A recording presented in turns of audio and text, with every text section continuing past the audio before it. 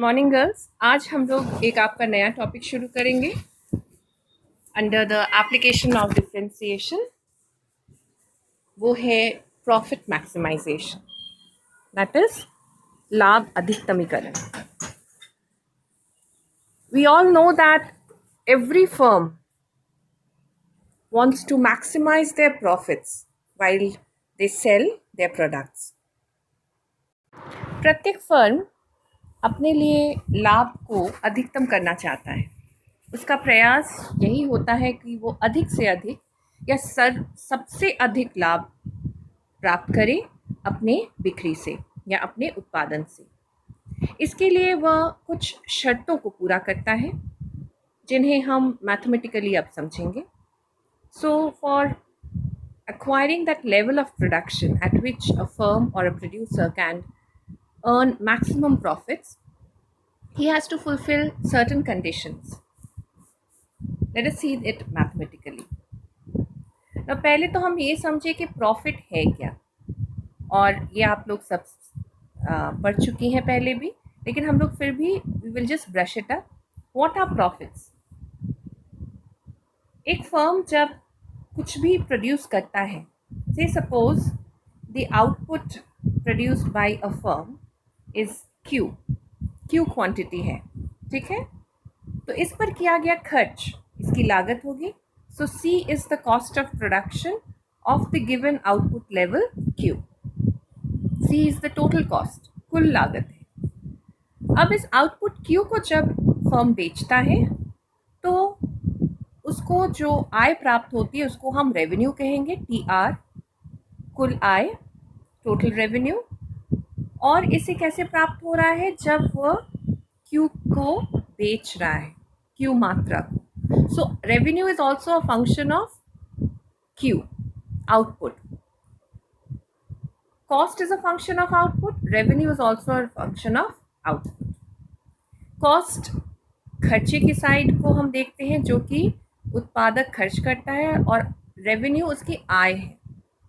इन दोनों के डिफरेंस को हम लाभ कहते हैं। कुल लाभ को हम पाई से दिखाते हैं, इसको हम प्रॉफिट्स कहेंगे, टोटल प्रॉफिट्स या ग्रॉस प्रॉफिट, जो रेवेन्यू और कॉस्ट के डिफरेंस को माना जाएगा।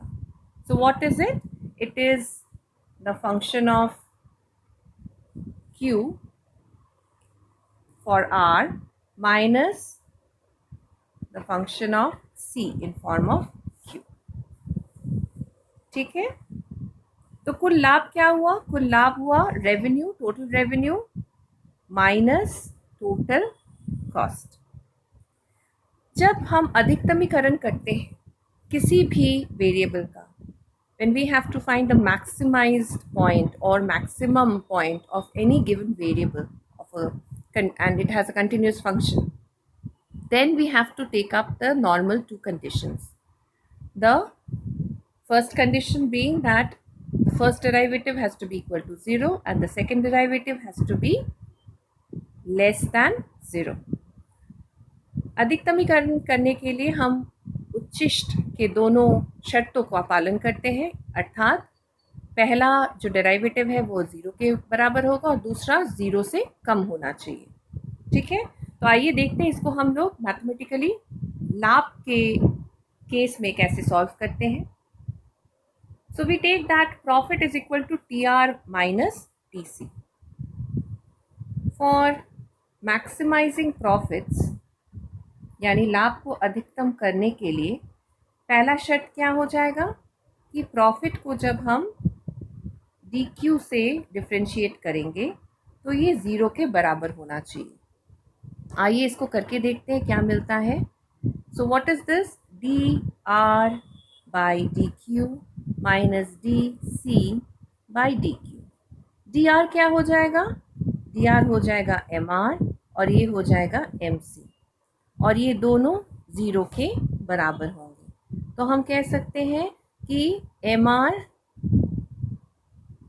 Is equal to MC।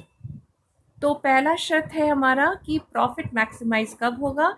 जब MR और MC के बराबर होगा। MR MC के बराबर होता है, ये शर्त आपने थियोरी में भी पढ़ा है। हर फर्म का, चाहे वो परफेक्ट कम्पिटिटिव फर्म हो या मोनोपोलिस्टिक कम्पिटिटिव फर्म हो, फर्म उसी समय संतुलन पर होता है, इक्विलिब्रियम पर पहुंचता है जब उसकी एमआर कर्व और एमसी कर्व बराबर होती है, राइट? ओके, अब हम दूसरे पर आते हैं।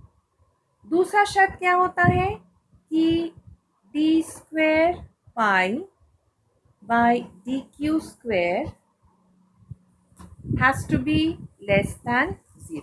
यही शर्त होती है हमारी सेकेंड ऑर्डर कंडीशन में। Now so what is D square pi by D Q square? इसको हम कैसे लिख सकते हैं?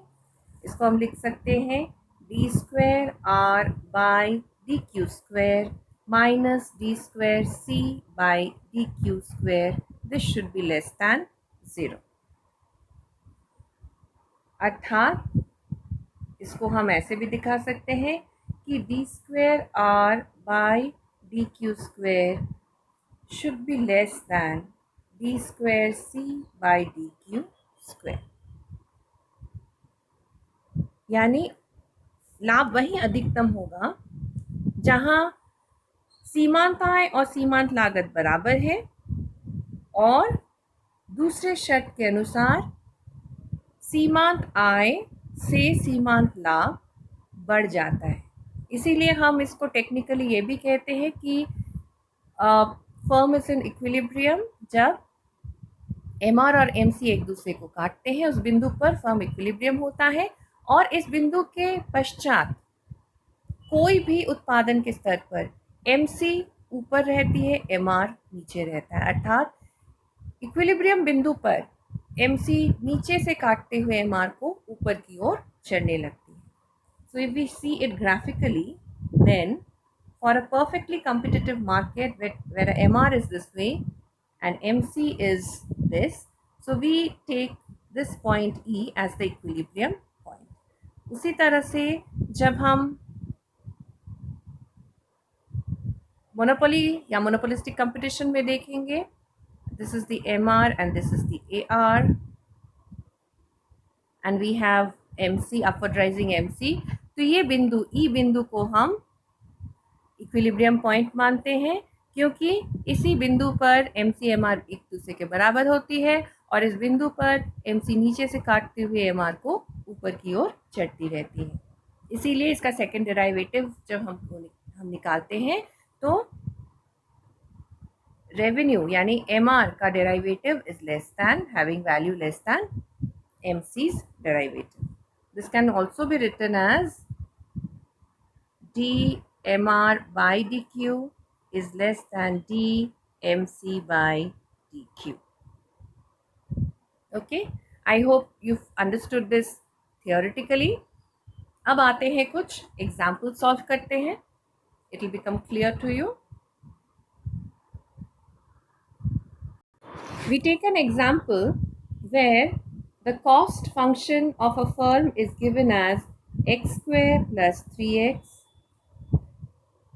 तथा रेवेन्यू फंक्शन दिया हुआ है p is equal to 23 minus 3x। ये एवरेज रेवेन्यू फंक्शन है क्योंकि average revenue is equal to p। हमें क्या निकालना है? We have to find the level of output, level of production और output at which profits are maximised. तो उस उत्पादन के स्तर को निकालना है जिस पर लाभ अधिकतम होता है। C is given cost function x square plus 3x, ये टोटल कॉस्ट फंक्शन है। डिमांड फंक्शन दिया हुआ है यानी एवरेज रेवेन्यू फंक्शन दिया हुआ है 23 माइनस 3x। इससे हम टोटल रेवेन्यू निकालेंगे। ये P इज इक्वल टू करके दिया हुआ है, इसको वैसे ही हम लोग रखेंगे और TR निकालेंगे। TR is nothing but AR into x और P इंटू एक्स। P दिया हुआ है, इसके साथ हम x का गुना कर देंगे तो हमें ये मिलेगा 23x minus 3x square, right. अब हम प्रॉफिट मैक्सिमाइजिंग का कंडीशंस लगाएंगे। फॉर मैक्सिमाइजिंग प्रॉफिट्स पहला शर्त क्या होगा, D pi by D Q is equal to 0 अथवा M R is equal to M C कर सकते हैं या M R minus M C is equal to 0। इसके लिए हमें एम आर भी निकालना है और एम सी भी। पहले हम एम आर निकालते हैं। एम आर हो जाएगा D R by D Q.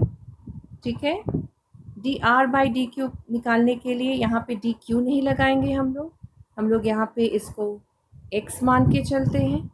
So d x लगाएंगे। So d D x of x square plus d D x of 23x minus 3x square जो हमें देगा 23 माइनस 6x। ये है हमारा एम आर। उसी तरह से हम एम सी निकाल लेंगे।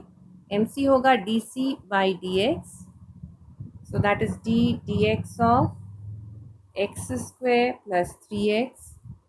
इससे हमें एम सी मिलेगा 2x प्लस 3। ओके, तो प्रॉफिट क्या हो जाएगा, profit will be maximum where MR is equal to MC first condition. तो इसके अनुसार क्या हो जाएगा, 23 minus 6x should be equal to 2x plus 3। x के सारे टर्म्स को एक साइड लेके आते हैं। So we get 23 minus 3 is equal to 8x, right. So 20 is equal to 8x. So x is equal to, x will be equal to 20 by 8, that is 2.5 units, right? तो x जब 2.5 units है तब profit maximize होती है। This is how we can find out, and so we can write that at x is equal to 2.5 profit is maximum. I hope आप सबको समझ में आया है ये। I'll be posting more sums on the WhatsApp as assignment, and I want each and every one of you to work it out and send me the answers. Okay.